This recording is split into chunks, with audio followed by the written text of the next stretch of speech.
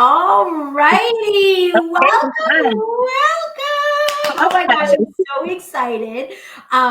Today we have my very dear friend and spiritual sister and mentor, Miss Aarti. And Aarti is actually the one who first told me about the path of silence. And the second, I mean, she didn't really have to tell me much because I was like, I knew immediately when she said she was going on a silence retreat. I was like, I'm coming with you, period. End of story. It's like I knew that I needed to go. So, and I'm doing all these videos is talking about why it's so important and blah, blah, blah. But I wanted to let you hear from Aarti as to how she got into this, why that, Aarti, why, well, welcome, first of all.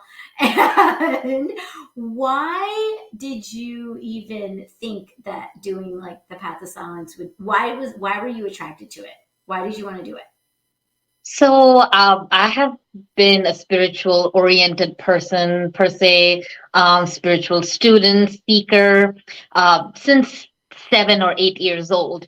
Um, but I somehow felt that path of silence was a way to bring that spirituality into literally my DNA. I mean, it was becoming a part of my DNA at all, but getting it to that nitty gritty DNA of myself, and not just that, also finding a way to express it and be in alignment with my truth. So, um, one was that aspect. The second aspect was I've done the silence retreat twice, and the way I describe it is the first retreat was the 1-800 junk removal. So the major junk that was weighing me down, that was removed. And the second retreat was a deep cleanse, every nitty gritty corner, cleaning it out. So when I had that cleanse, it was easy for that spirituality to settle into those um, thirsty corners of my soul and have them quenched. But because those thirsty corners were kind of blocked up by certain energy, by certain limitations that I had imposed on myself mentally, those had broken. So those corners now suddenly opened up for the light to flow in. For the biggest example and real life proof being is my relationships, of what I needed to explore more, and what relationships did I need to protect myself with. Like So let go of, you mean? Or what like relationship with family, with your love relationship, your friend relationship? Like what are you talking about? so one is definitely love relationship. My energies were really stuck, my thoughts, my attitude was really stuck with one person. When I had gone for the first retreat, I was just literally stuck over there. So And you I were thought, having trouble attracting your real forever love. Like because exactly. you were So stuck in an old mindset of an old relationship. exactly. Okay. Exactly. So I'm not saying this as a result at all, No. or advertising it as, No, but like, this is one of to your bring issues. something. Yeah. But today I am married and in a successful relationship, and the biggest contribution of that goes towards the silence retreat. Wow. I've done a lot of work on myself. I've done other retreats as well that have contributed a lot. There's a lot of work I've done on myself. And the silence retreat was a path for me to open up blockages that were really blocking me and keeping me in a one track mind that I did not even know until I went to the silence retreat. I started doing the homework. And at first, I started doing the homework as an obedient student, just writing it down, just following, until one day, um, in the silence retreat, my mentor, my companion actually pointed out. You're a compassionate Like, listener. exactly, Right. exactly. So I've told everybody that every day, it's not like you're in total silence the whole time. Oh, so You get people, 45 minutes Exactly. Compassionate listener. And the homework that she's referring to is that you get an assignment every single day that you have to work on. And then the compassionate listener listens to you about that work. And so that's what she's talking about. So go ahead. Exactly. So I think it was day 2 or 3, something like that, at the first retreat. She's like, you're a very good student. You want to get those points checked off, and you really want to do something that would please the teacher, right? And that was like, whoa. And then I was like, but why am I doing this? I know I'm doing this for myself, but isn't that the homework? That was a clicking point for me, of how much of the answers I gave was more than what I felt, was more than what that person wanted to hear. You were Um, trying to be a pleasing student, I was a trying to perfect be a student. pleasing student, or basically just pleasing anyone who's in front of me, and adapt my language and responses based on what they would like to hear. And I Pleasing did this. anyone? Anybody think that's an epidemic, especially in us ladies? Okay, go ahead. Exactly. So it's not just people pleaser, but like whoever's in front of me, I just want to please them. And I did this so unconsciously that I did not realize up to that moment. Right. Not that saying that I'm 100% not a people pleaser anymore, but it's way better. that that trait is much improved now. There's a lot more improved version of this person that has happened as a result of the silence retreat, um, and the whole path that it opened up from there on, all the opportunities it opened up from there on. That started.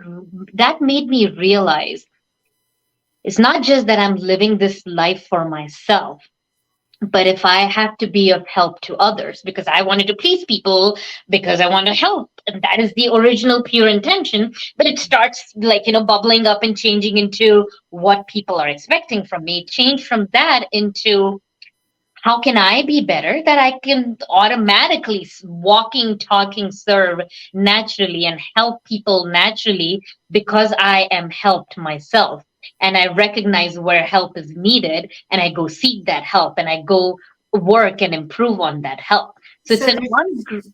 Yeah, there's so many elements to what you're saying, right? So like pleasing, I mean, you're talking about the difference between, and some people will say, well, what's wrong with pleasing, right? Because pleasing is like you just want everybody to be happy and you just want everybody to be happy and you're willing to do whatever it takes to make that happen. The trap that many of us fall into, especially a lot of women, is that in our effort to want everybody to be happy, we lose ourselves and what Right. we want, right? And then the boomerang, one of my mentors, Stacy Martino, always taught me that the boomerang of pleasing is resentment. Right. Right. And so are you really pleasing or are you giving? And so when you really want to give, you just give from your pure, open, loving heart. And then there's no resentment because you give because you just want to, but it's a different energy behind it. Absolutely, absolutely. That took me a while to realize, and to realize what I want and how I want it, and how do I express it, and how do I go get it. So the first retreat kind of prepared all the grounds for it. I personally needed a second retreat to finally give that push that I could put those energies completely out and get the The result. negative energies, the There holding you go. back energies. I like to Yeah. teach it as the conditioned self. Like if anybody's been in my workshops, I do a teaching on the authentic self, or Mhm. either in spiritual wisdom, we talk about the soul conscious self, and then the conditioned self, which is Right. the one who sits there and is like, you can't do this, or blah, blah, blah. What do you think? All the negative self talk that we have going on inside of us. And so it's huge because you can't really live your fullest life if you're constantly listening to that negative chatter that's going on that's not really you, anyways. So Right. that's huge. So, but wasn't the idea of being in silence a little scary? Like, really, you had to like disconnect. I mean, you take care of your parents, you have a brother with special needs, like, you have a lot of responsibility. Like, wasn't it scary for you to like totally unplug? And work as well. Both the retreats time I was working two jobs or three jobs Oh actually. my gosh. For the first retreat I was working two jobs, and the second retreat I was working three jobs. So yes, work, life, family, people. Here was the thing. So I was introduced to the silence retreat through Helen, who be Right. the lead facilitators for this upcoming retreat. And she had given me a heads up about what is needed and stuff. Honestly, by the time, both the times when I got to the retreats, I was ready to unplug myself. I was so ready. I had the biggest responsibility in that ways was with my parents and my brother, and I had given them emergency contacts that if you really, really, really need me, then this is how you get through it. Like, you Yeah. get in touch with Helen, and then how she'll get in touch with me. But they were like, okay, fine. Like, it's fine. This is your time. You go and do it. So That's both times I gave them an emergency contact, and I was ready to shut off my phone. Shut up. The bigger challenge for me was music. huge. And I remember the first retreat, I used music, which I absolutely love. I still love listening to music a lot. But I realized in the first retreat, one of the things that I was using music was as an escape, not as a way to process or heal, but an escape, like just shut my eye and like just like listening to the soothing music, which would be great for a little while, or I can like drown in my tears with Adele for a little while, um, and just like do that. So when I was told that, oh, you can't have music or movies or books or anything. Books, then, it's fine, no big deal. But music or movies, like, but how can I live without those? Because if I walk, I'm listening to music. If I'm running on the treadmill, I listen to music. So there's always an auditory input. Mhm. But when both the retreats, well, the first retreat more so it was a challenge. Second one, not at all, because second one I knew what I was getting into, so I knew what I was expecting. But the first retreat, I almost thought, I said, I don't have time to watch movies. I don't have time to listen to songs because there's so much in here that needs to be processed. I don't even have the time for books or music or movies or anything like that at all. So I was ready. Both times I had primed myself and I was ready I said, this is my one chance to be with me and myself and only myself. Yeah. Never am I going to get this chance again. Let me take those every minute of that. Mhm. And now I treasure both those retreats. I don't know. I mean, maybe I'll get a chance to do a third retreat, but until then, um, who when when else would I have a chance where for 7 days all I have to do is talk to myself, think about myself, um, look at myself, where I have been fed food, bed made. All I have to do is wake up in the morning, clean up, and show up, and I'm being fed, and I've been given art supplies and everything given to me. All I really have to do is just be with myself and work on myself. That's amazing. I mean, It's that is amazing. amazing. Where is the fear of silence when you get this beautiful gift that I get these 7 days all for myself? I don't have anybody to answer to. I don't even have to hold the door for anyone, for Yeah. that matter of fact. Absolutely nothing at all. And I know it can be scary to be with ourselves because we don't get that chance, but it can actually be absolutely beautiful to be with myself and only myself. Yeah. Totally. Totally. So, of course, I get it completely because I also had this deep desire to like totally unplug, get away from everything and everyone. But yeah, a lot of people are like, really? Why does it have to be 7 days? Can't it just be 2 days? Like, oh my God, this is like it is scary because you're like, It what is am I going amazing. to find in there? But honestly, on the seventh day, when we were asked to break our silence, I did not even want to talk. I was like, can I have 7 more days, please? I need Right. the part two in this part one. Can I have this extended a little bit? So I wanted a little more. I was like, this is really great. I can keep on going with it. Yeah, I did too. I did too. And that was a surprise for me. And so, both as you did it twice before I did it twice. And you were like, wow, you were one of the facilitators at the last one when I was Right, in silence. right. And so it's like everybody who participates in it wants to bring it to more people because Absolutely. it's so incredibly healing and it's such an opportunity in this lifetime to really evolve and elevate yourself Hmm. in a way that you don't get to do. You don't have that chance anywhere else. And here, it's one thing if you're doing it all on your own, but having that person that you get to chat with every single day who knows about the process and knows, they're experienced, it's so healing, right? Because when you're taught, I know for me, when I was like talking and like reading out what I wrote, it was like, wow, I didn't realize that that's what I was writing and saying. Like to hear it, it's another thing to say it and speak it out, you know? So I don't know if you had some of those ahs, like, was it kind of weird having to talk to somebody like, or were you okay with that? Um, I usually open up to people very quickly. Mhm. However, I did notice that I have been able to open up to people more quickly and honestly and openly after the silence retreat. 'Cause I always Mhm. thought like, oh, it's like, it's easy for me. It's easy for me. It was not. Um, it and it took a while to realize that because it was again that pleasing element for me wanting to say what that person wanted to hear rather than me expressing my true self. It took Wow. it took a little work. As much as I thought that, oh, I can open myself up, thought so.